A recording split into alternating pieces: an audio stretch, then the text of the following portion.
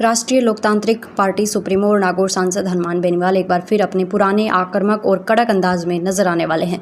इस बार उन्होंने किसी सामान्य मुद्दे पर नहीं बल्कि सीधे तौर पर राजस्थान के उप मुख्यमंत्री प्रेमचंद बैरवा के गृह क्षेत्र और सियासी गढ़ दूदू में सीधे सेंध लगाने का व्यू रचना तैयार की है। राजस्थान की राजनीति में इन दिनों दूदू का बैराणा धाम सबसे बड़ा सियासी और सामाजिक केंद्र बनकर उभर रहा है।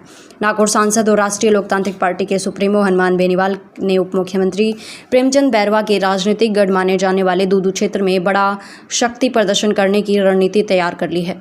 27 मई को मोजामाबाद बिचून स्थित दादू पालका भैराणा धाम में होने वाले जन महापंचायत को लेकर पूरे जयपुर अजमेर संभाग की राजनीति गर्मा गई है। इस पूरे विवाद की जड़ रिको औद्योगिक क्षेत्र के लिए प्रस्तावित भूमि अधिग्रहण है। स्थानीय ग्रामीणों, किसान संगठनों और संत समाज का आरोप है कि सरकार और रिको द्वारा गोचर भूमि पर औद्योगिक परियोजना विकसित करने की तैयारी की जा रही है। आंदोलनकारियों का कहना है कि जिस जमीन को उद्योगों के लिए चिन्हित किया गया है, ये वर्षों से गांव के मवेशियों के लिए चरागाह के रूप में उपयोग होती रही है। यदि यहाँ फैक्ट्रियाँ स्थापित होती हैं तो पशुपालकों के सामने चारे का संकट खड़ा हो जाएगा। इसके साथ ही हजारों पेड़ों की कटाई का मुद्दा भी आंदोलन की बड़ी वजह बन चुका है।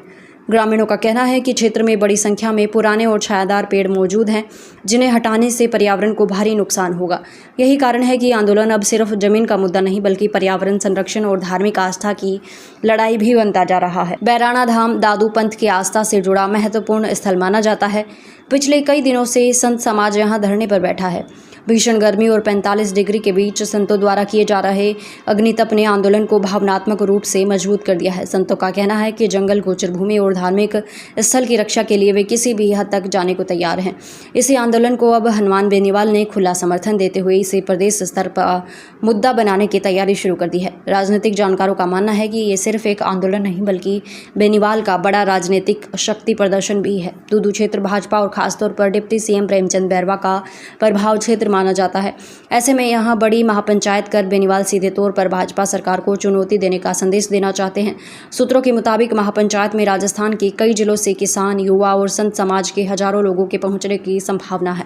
मंच पर किसान नेताओं, सामाजिक संगठनों और आरएलपी पदाधिकारियों की मौजूदगी भी देखने को मिल सकती है।